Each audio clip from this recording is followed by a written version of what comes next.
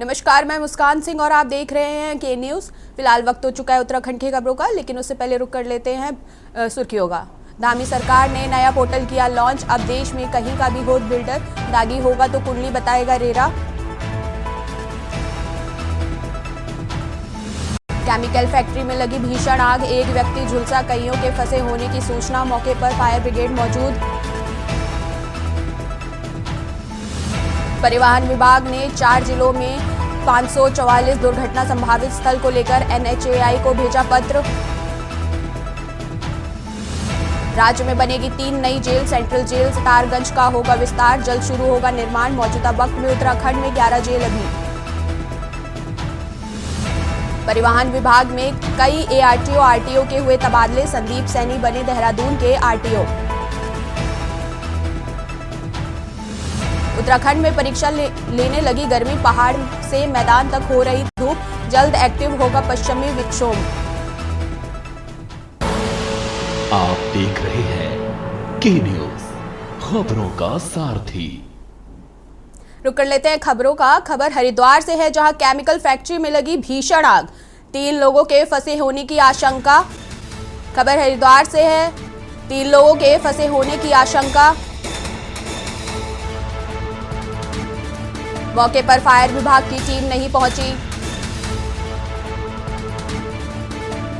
आग लगने की वजह से फिलहाल साफ नहीं। खबर हरिद्वार से है, जहां केमिकल फैक्ट्री में लगी भीषण आग, 3 लोगों के फंसे होने की आशंका। मौके पर फायर विभाग की टीम नहीं पहुंची। आग लगने की वजह फिलहाल साफ नहीं। बड़ी खबर हरिद्वार से बता रहे हैं, केमिकल फैक्ट्री में लगी भीषण आग, 3 लोगों के फंसे होने की आशंका। मौके पर फायर विभाग की टीम नहीं पहुंची। आग लगने की वजह फिलहाल साफ नहीं।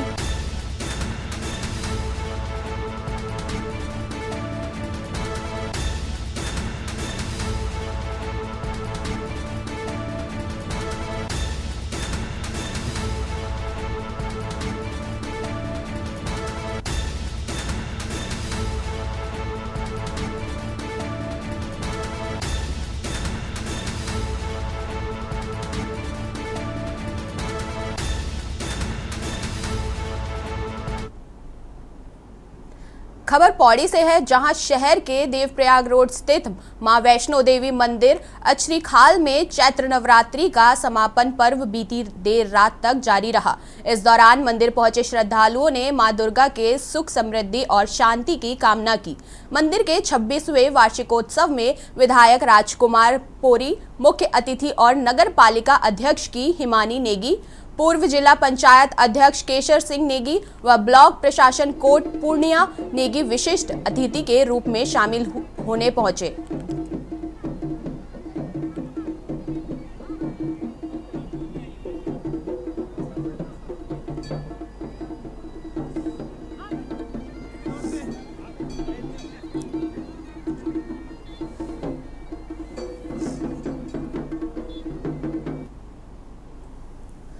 खबर हरिद्वार से है, जहां इब्राहिमपुर गांव स्थित मणिपति केमिकल फैक्ट्री में रात करीब 9 बजे आग लगने से हड़कंप मच गया। देखते ही देखते आग ने विकराल रूप धारण कर लिया और मौके पर मौजूद सामान धू धू कर जलने लगा।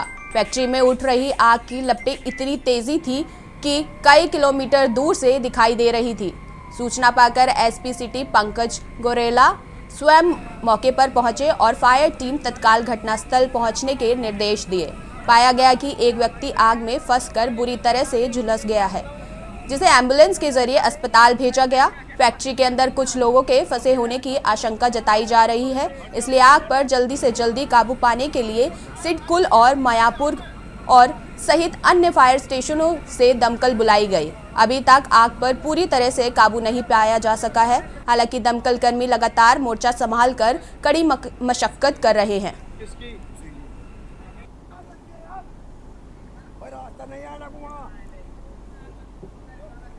केमिकल फैक्ट्री है, इसमें फंसे हुए व्यक्तियों के बारे में कोई निश्चित सूचना मेरे पास प्राप्त नहीं हुई है, लेकिन एक व्यक्ति जो झुलसा था उसको हॉस्पिटलाइज कर दिया गया है। लगातार जितने भी हमारे फायर टेंडर्स हैं वो इसको बुझाने के कार्य में लगे हुए हैं।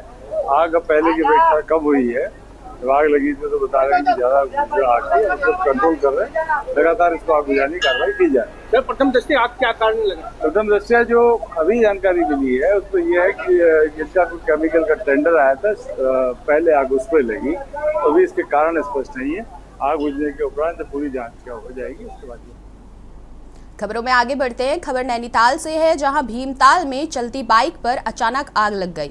बाइक में धुआं उठते देख बाइक सवार तेजी से उतरा और सड़क किनारे बाइक खड़ी कर दी। तभी अचानक बाइक में आग की लपटें उठने लगी। भीमताल बाईपास में चल रहे सड़क के कार्य कर रहे कर्मचारियों व स्थानीय लोगों ने बाइक पर पानी डाल व जेसीबी मशीन से मिट्टी डालकर आग पर काबू करने की कोशिश की, जिस कारण कुछ समय के लिए बाईपास में जाम भी लग गया।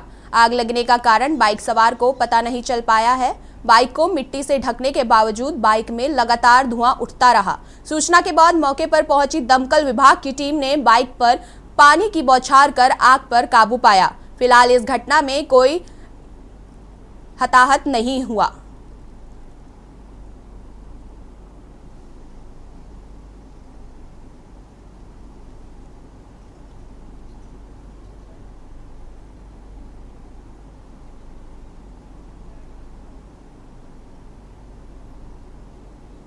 विश्व की सबसे बड़ी राजनीतिक पार्टी भारतीय जनता पार्टी ने आज रविवार को अपना 44वां स्थापना दिवस पूरे जोश और उल्लास के साथ मनाया। इसी क्रम में पौड़ी जिला मुख्यालय स्थित पार्टी कार्यालय में दोपहर 12 बजे से 3 बजे तक कार्यक्रम आयोजित किया गया, जिसमें बड़ी संख्या में कार्यकर्ता शामिल हुए।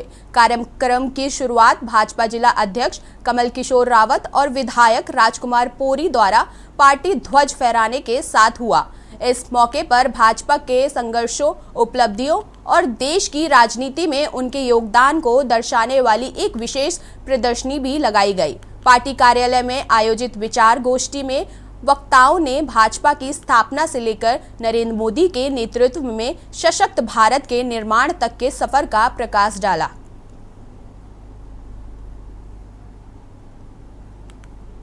भारतीय जनता पार्टी की, जैसे कि आप जानते हैं कि 6 अप्रैल 1980 को भारतीय जनता पार्टी की राजनीतिक यात्रा का प्रारंभ हुआ। हमारे इस दल की स्थापना 6 अप्रैल 1980 को हुई और भारत रत्न अटल बिहारी वाजपेयी जी इसके पहले राष्ट्रीय अध्यक्ष बने। और 1980 से प्रारंभ ये यात्रा आज 21 राज्यों में भारतीय जनता पार्टी की सरकार है और तीसरी बार हम देश में मोदी जी के नेतृत्व में सफलतापूर्वक भारतीय जनता पार्टी की सरकार चलाने का काम कर रही है। हम लोगों के लिए बहुत ही गौरव की बात है और सबसे बड़ी गौरव की बात यह है कि इन वर्षों में भारतीय जनता पार्टी विश्व की सबसे बड़ी राजनीतिक पार्टी बनी है और हमें गर्व की अनुभूति होती है कि हम विश्व के सबसे बड़े राजनीतिक दल के एक कार्यकर्ता के रूप में काम कर रहे हैं।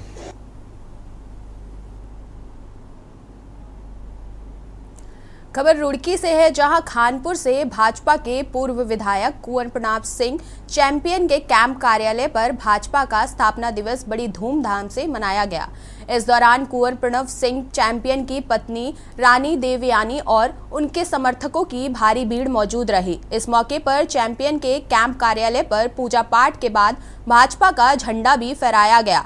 इस मौके पर कुंवर प्रणव सिंह चैंपियन ने कहा कि आज के दिन भाजपा का स्थापना दिवस है तो वहीं उनका भी जन्मदिन है। आज उनके कैंप कार्यालय पर पूजा पाठ के साथ 10 फीट लंबी पार्टी का झंडा लगाया गया है। रामनवमी के अवसर पर भी पूजा अर्चना की गई।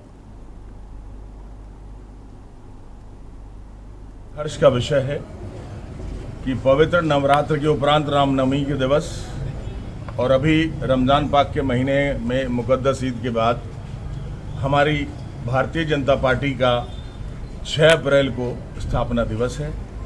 और इत्तेफाक कहिए या ईश्वर की मर्ज़ी कि मेरा भी जन्म दिवस आज ही है।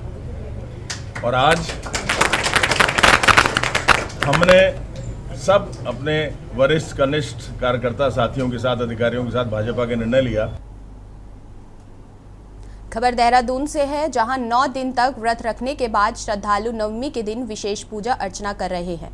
चैत्र नवरात्रि के पर नवमी में के दिन कन्या पूजन का विशेष महत्व माना जाता है, इसलिए प्रदेश में लोग कन्या पूजन कर रहे हैं। वहीं मुख्यमंत्री पुष्कर सिंह धामी ने रामनवमी और दुर्गा नवमी के अवसर पर मुख्यमंत्री आवास में सपरिवार पूजा अर्चना की। सीएम धामी ने पत्नी संग 9 दुर्गा की प्रतीक 9 कन्याओं का पूजन किया। सीएम ने प्रदेशवासियों के सुख समृद्धि की कामना गौर हो कि मुख्यमंत्री पुष्कर सिंह धामी ने इस अवसर पर प्रदेशवासियों को रामनवमी की शुभकामनाएं दी, साथ ही प्रदेश की खुशहाली व प्रदेशवासियों की सुख समृद्धि की कामना की।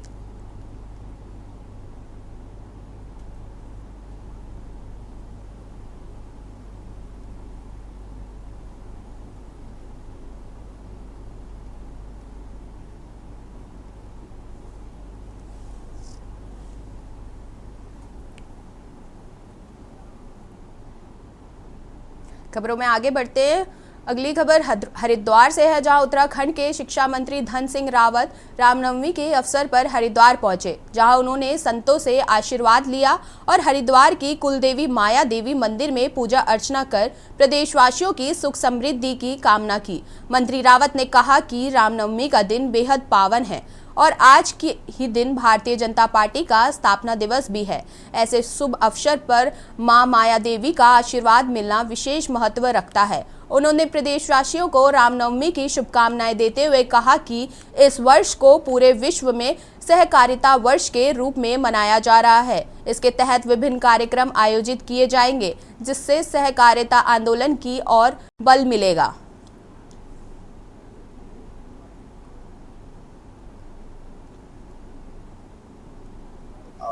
आज हम माता के दरबार में हैं और पूरे भारतवर्ष के लिए, पूरे उत्तराखंड के जितने हमारे लोग हैं उनके लिए हमने मांगी है कि हमारा उत्तराखंड जो है खुशहाल हो। इसी के लिए आज माता जी के दरबार में हैं और आज भारतीय जनता पार्टी का स्थापना दिवस है, उस कार्यक्रम में आ रखा हूँ। और साथ में आज संस्कृत विश्वविद्यालय में कई कामों का आज लोकार्पण भी हम करने जा रहे हैं। फिर सहकारिता विभाग का एक कार्यक्रम है, उस कार्यक्रम में भी आज आ रखा हूँ। और इस साल को पूरे विश्व में सहकारिता वर्ष के रूप में मनाने का निर्णय जो है लिया गया है। उसके तहत इस कार्यक्रम में भी मैं आ रखा हूँ और रामनवमी के मैं सभी पत्रकार लोगों को आपको भी बधाई देना चाहता हूँ।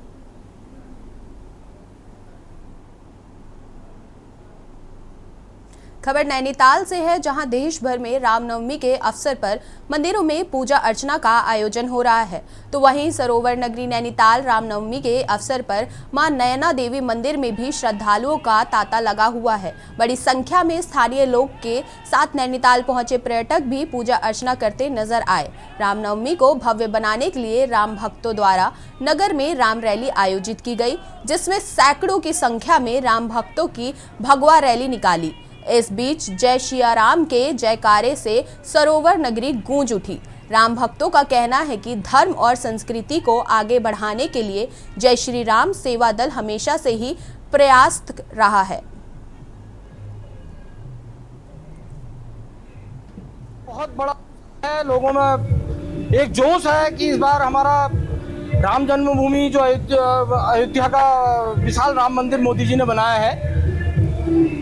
जब से हमारा अयोध्या का राम मंदिर बना है तब से इस किस्म की रैलियां पूरे भारतवर्ष में हो रही हैं और सभी रैलियों का जो आयोजन है वो विश्व हिंदू परिषद बजरंग दल की ओर से होता है। यहीं से हम हनुमान जी को मत्था टेक के, श्री रामचंद्र जी को मत्था टेक के वापिस भगवा ध्वज के पास जाएंगे। वहाँ हमने एक भंडारे का आयोजन किया है।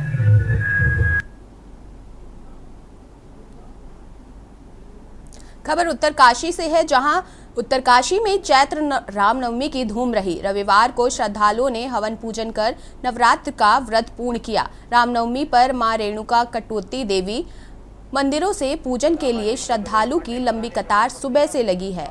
लोग मंदिरों के पूजन कर भगवान श्री राम के प्रकोत्सव दिवस पर परिवार के सुख समृद्धि की कामना की। उत्तरकाशी के पवित्र मणिकर्णिका गंगा तट पर श्रद्धालुओं ने स्नान कर पूजन अर्चना किया। चैत्र रामनवमी पर रविवार को शहर से लेकर ग्रामीण क्षेत्रों के मंदिरों पर श्रद्धालुओं की भीड़ रही।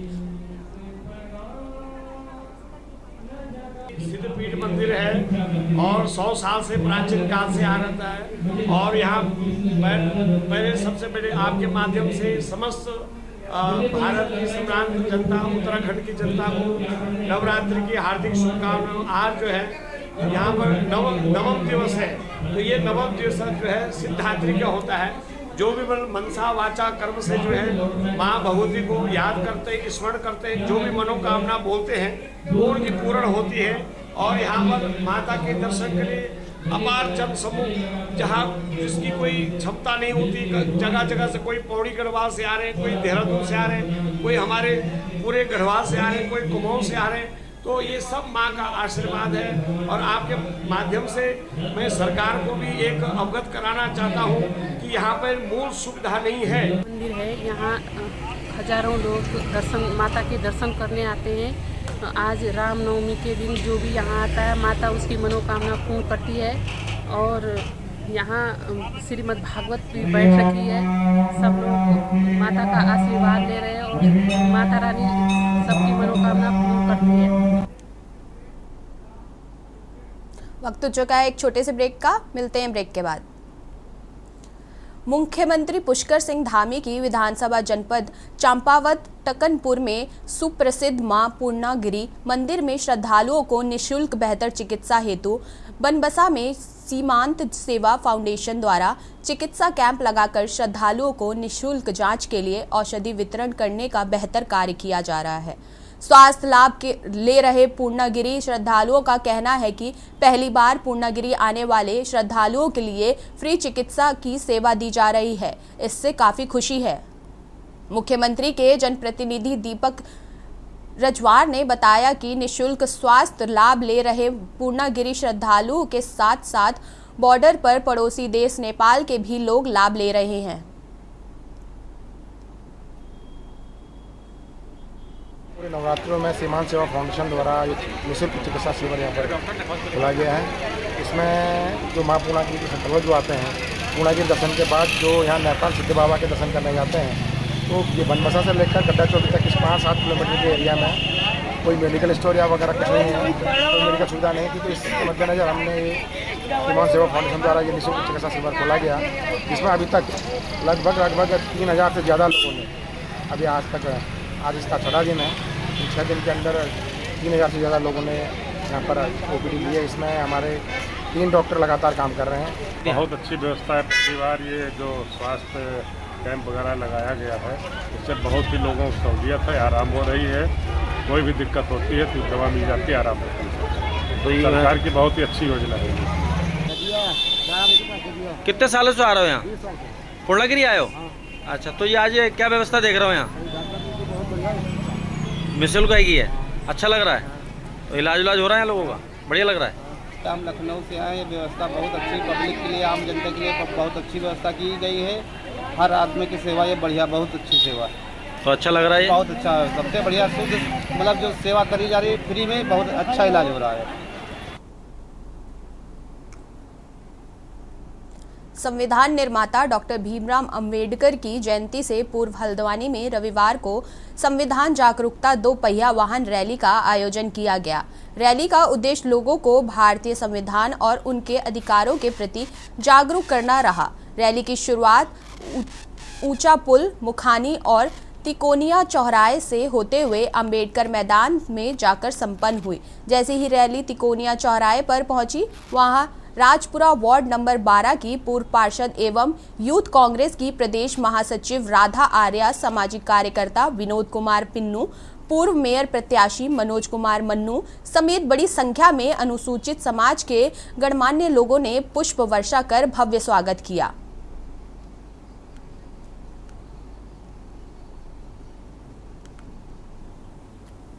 इस वर्ष भी हमने फूल वर्षा करके उनको स्वागत किया और शीतल पेय वितरित किया गया है। और मैं ये कहना चाहता हूँ अपने देश के हर व्यक्ति, हर समुदाय से कहना चाहता हूँ कि बाबा साहब ने जो संविधान हमारे देश को दिया है उसको ना भूलें। और मैं तो जागरूक हो चुका हूँ, मैं अपने समाज से भी ये कहना चाहता हूँ कि आप लोग भी जागरूक हो जाइए। जय भीम जय भारत।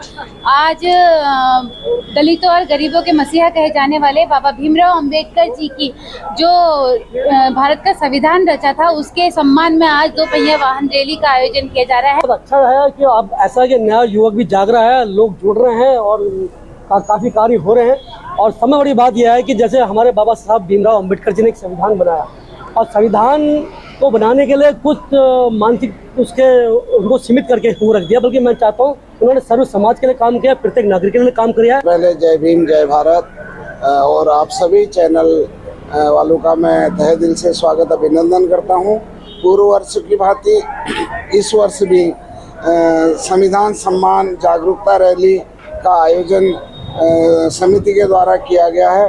उसी परिप्रेक्ष्य में हम लोगों ने राजेंद्र नगर वार्ड नंबर 12 जो पार्षद रही हैं राधा आर्या जी, उनके हस्बैंड विनोद कुमार पिन्नू। खबर पौड़ी से है, जहां पौड़ी के पुलिस कप्तान लोकेश्वर सिंह के निर्देश पर लक्ष्मण झूला थाना अध्यक्ष संतोष पैथवाल ने गंगा तटों पर होने वाली दुर्घटनाओं को रोकने के लिए बड़ा कदम उठाया है। जल पुलिस के साथ मिलकर राम झूला और लक्ष्मण झूला क्षेत्र में 2 विशेष टीमें गठित की गई हैं, जो लगातार गंगा किनारे गश्त कर रही है। पुलिस राउंड हेलर के माध्यम से यात्रियों और पर्यटकों को आगाह कर रही है कि वह प्रतिबंधित घाटों पर स्नान, ध्यान या आवाजाही न करें। जनपद में त्यौहार के सीज़न में और समर्स के सीजन्स में बहुत सारे हमारे टूरिस्ट हैं जो बाहर से आते हैं, कई गंगा घाट में जाते हैं और अलकनंदा के किनारे श्रीनगर में जाते हैं। तो इन सभी जगहों पे एक तो हमारी जो जल पुलिस की टीम्स होती हैं उनका डिप्लॉयमेंट करवाया गया है और SDRF की टीम्स भी हमारी रहती हैं। अगर इन केस कोई घटना हो जाती है तुरंत रेस्क्यू ऑपरेशन को किया जा सके। इसके अलावा प्रिवेंशन में हम लोग जितने भी घाट होते हैं वहाँ पे एक तो पेंटिंग्स के माध्यम से या वहाँ पे बैनर्स लगवा के हम लोग लोगों से अपील करते हैं और जो जहाँ पे ज़्यादा भीड़ आती है वहाँ पे हम लोग PA सिस्टम भी एक्टिवली अभी हम लोग अनाउंसमेंट्स करवाते हैं।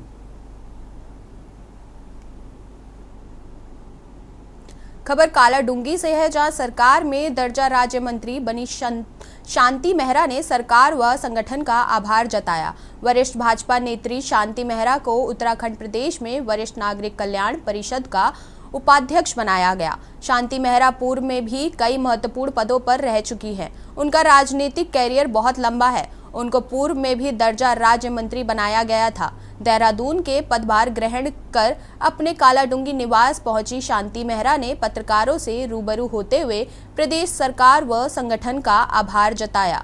वहीं उन्होंने कहा सरकार ने जिस विश्वास से उनको ये पद दिया है वही उसको बखूबी निभाने के प्रयास करेंगी। कि एक वरिष्ठ कार्यकर्ता जो कई समय से लगा हुआ था पार्टी में, उनका इतना बड़ा सम्मान किया है, इसके लिए मैं उनको तहे दिल से धन्यवाद देना चाहूँगी। और दूसरा साथ ही साथ माननीय हमारी धामी जी ने जितने भी काम इस विकास के काम में तेज़ गति से जो उनका काम चल रहा है उनका प्रचार प्रसार करना भी हमारे लक्ष्य बनता है। तो वो काम। उत्तराखंड की खबरों में बस इतना ही। बने रहिए हमारे साथ। नमस्कार। आप देख रहे हैं के न्यूज़, खबरों का सारथी।